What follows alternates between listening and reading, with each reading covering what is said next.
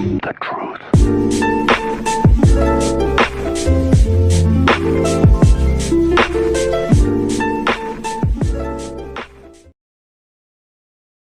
Tes 1 2 3.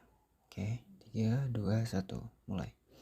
Oke, selamat datang kembali di channel Milium. Jadi di kesempatan kali ini maaf ya kalau misalnya video terlalu telat ya, jam seginian gitu. Soalnya tadi ada UTS, jadi ya habis itu Jumatan juga, jadi kayak gitulah. Oke, langsung aja sekarang kita bakalan bahas array. Sebenarnya ini pembahasan yang agak rumit dan susah dipahami sebenarnya, tapi kalau misalnya kalian memperhatikan dengan seksama mungkin bakalan paham ya. Jadi di sini jadi kita jangan dulu, kita pelan-pelan dulu, kita bahas dulu array itu apa. Jadi kalau kata dosen saya, dosen saya di algoritma, array itu bilang menurut dia itu adalah sebuah laci.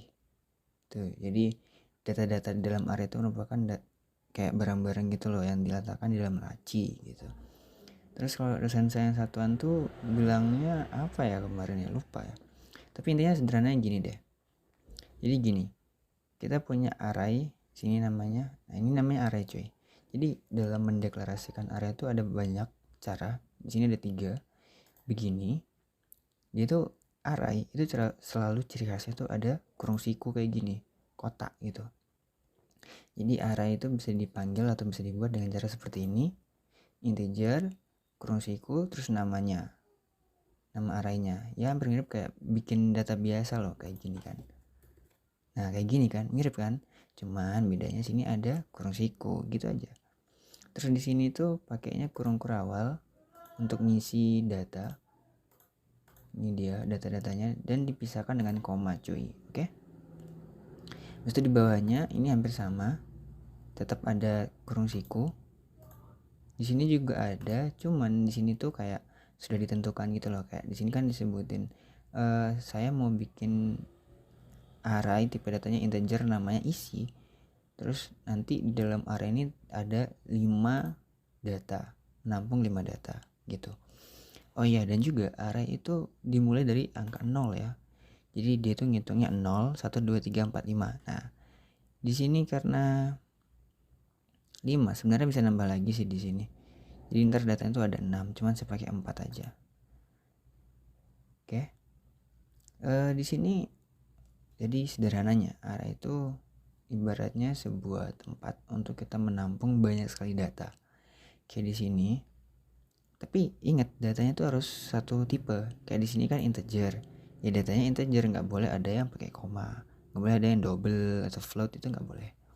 Harus yang integer, angkanya tuh tidak pecahan gitu loh. Nah jadi ibaratnya gini, si array itu menjadi tempat semua data ini tersimpan, penyimpanan lah, inventory, storage, itu dia array. Hampir mirip kayak gitu, tempat penyimpanan. Nah gimana cara manggilnya? Nah cara manggilnya array ini cukup beda, karena array itu dipanggil gini.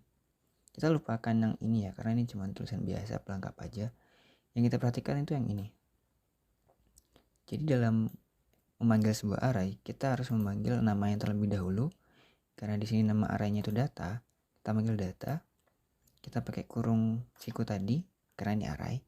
Terus kita masukin nomornya cuy. Maksudnya nomor ini nomor indeks. Jadi misalnya nih, nomor indeksnya 3. Oke, berarti yang bakal tampil tuh 5. 2. 0, 1, 2, 3. Jadi yang bakal tampil tuh adalah angka 2. Kita akan lihat ya. Kita lihat sama-sama. Seharusnya data yang tampil tuh angka 2. Kita lihat sama-sama. Apakah betul? Benar ya. Jadi ini 0, 1, 2, 3. 3. Nah, benar ya. Terus misalnya nih kita pakai cara yang ini. Ini hampir sama sih. Nggak ada beda. Hampir sama, kita play aja, kita running. Memang sebenarnya kalau array ini ada 2 tipe, ada yang 1 dimensi dan 2 dimensi. Yang kita bahas sekarang ini 1 dimensi. Ini bisa dibilang cukup bikin kepala pusing ya, tapi kalau sederhana kayak gini enggak sih. Terus kita yang ini juga, nah kita running, kita lihat kayak gimana hasilnya. Oke, jadi di sini kita sudah punya beberapa data. Kita lihat dulu ya, dari yang pertama kan udah bener kan. Indeks ketiga itu angka berapa? Angka 2. 0, 1, 2, 3. Benar ya. Terus indeks kedua itu angka berapa? 0, 1, 2, 7. Benar nggak? 7. 7. Oke. Terus di sini indeks keempat itu sini 8 ya. Coba kita hitung.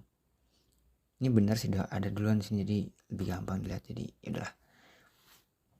Itu dia cara menulis. Ini menulis atau membuat array. Ya, dan ini cara menampilkannya. Ya. Tapi kalau kita pikir-pikir, kalau misalnya kita bikin kayak ginian banyak, apa maksudnya, kayak kita ingin menampilkan semua, nggak mungkin dong kita mau bikin sistem out print line terus sampai ke bawah, kan nggak mungkin. Ini kan masih enak, datanya ada berapa, kayak ini kan ada 5. Kalau misalnya 1000, misalnya 100, kan nggak mungkin gitu. Nah, maka dari itu ada yang namanya for atau perulangan. Kita sudah bahas for ini kemarin cuy. Oke, ini kita tutup aja dulu. Set. Karena yang for yang ini itu nyambungnya ke sini. Karena ini aja pakai data ya. Pakai array data yang ini dipanggil ke sini. Jadi perulangan itu gunanya di sini cuy. Jadi misalnya kamu ribet kan, masa iya mau sistem out terus sampai banyak banget nanti jadinya. Kita pakai perulangan. Di sini sudah ada ya. Perulangannya tuh kalau nggak salah sini tuh apa ya, kalau yang biasa ya, yang bukan array itu apa gitu, lupa. Itu nanti diganti, nanti kalian ganti. Jadi nanti di sini kan i, ini terserah kalian gimana ya, ini dirubah nggak ya, enggak ya, i lebih kecil dari data dot length. Data ini nama yang ini ya, data yang ini. Kalau misalnya ambil yang ini itu namanya angka, ini bakal berubah jadi angka. Atau yang ambil yang ini berubah jadi isi. Dot length itu artinya panjang. Jadi ibaratnya gini, i lebih kecil dari panjang array data gitu. Panjang array data apa? 1, 3, 5, 2, 6, 7 gitu. Terus di sini di increment atau ditambahkan. Jadi kayak 1 sudah, tambah lagi 1, kayak gini loh. Misalnya ini sudah, lanjut ke sini. Habis ini sudah, lanjut ke sini, lanjut ke sini, lanjut ke sini, terus kayak gitu. Nah, terus ini sistem out print line-nya ini untuk menampilkan ya. Ini kan sudah dikerjakan, maka harus ditampilkan cuy. Yang ini itu dari sini ngambilnya. Itu sebagai ibaratnya nilai awalannya. Terus data i berarti data i 0, berarti data mulai dari 0. Kita langsung aja lihat hasilnya. Seharusnya banyak yang tampil sekarang. Bener kan? Banyak yang tampil. Karena apa? Karena ya kita pakai perulangan cuy. Perulangan tuh ya gitu gunanya. Untuk menampilkan. Ya kalau ini kan untuk menampilkan, diulang-ulang terus gitu kan. Nah, ada lain juga kegunaan perulangan yang kalian bisa pelajari di kesempatan berikutnya. Untuk sekarang ini aja untuk perulangan di array. Dan juga ini kan kita bahas tentang satu dimensi ya. Sekarang kita bakal bahas tentang yang 2 dimensi cuy. Yang 2 dimensi ini bisa dibilang cukup susah, dan saya sendiri pun masih belum begitu memahami. Tapi kita sekilas saja ya. Kita belajar dari contoh. Ini dia. Sini. Ini dia kalau array tipe 2 dimensi. Di sini dari tadi kan kita pakai integer, kita sekarang pakai string. Nah, array 2 dimensi itu dia kurung sikunya itu ada 2 cuy. Dan kalau misalnya yang ini tadi kurung kerawalnya 1, di sini kurung kerawalnya itu lebih dari 1. Jadi tapi walaupun dia lebih dari 1, dia itu di dalam terdapat di dalam 1 kurung kerawal ini. paham kan? Jadi dia tuh ada banyak kurung rawal sih asli. Ini bingung banget. Saya aja mau jelasin susah banget nih. Jadi di sini kurung rawal ini itu gunanya untuk menyimpan data. Ini data lah emang. Oke. Ya, sekarang kita bakalan melakukan perulangan juga sama kayak di atas. Tapi di sini menampilkan dua ya.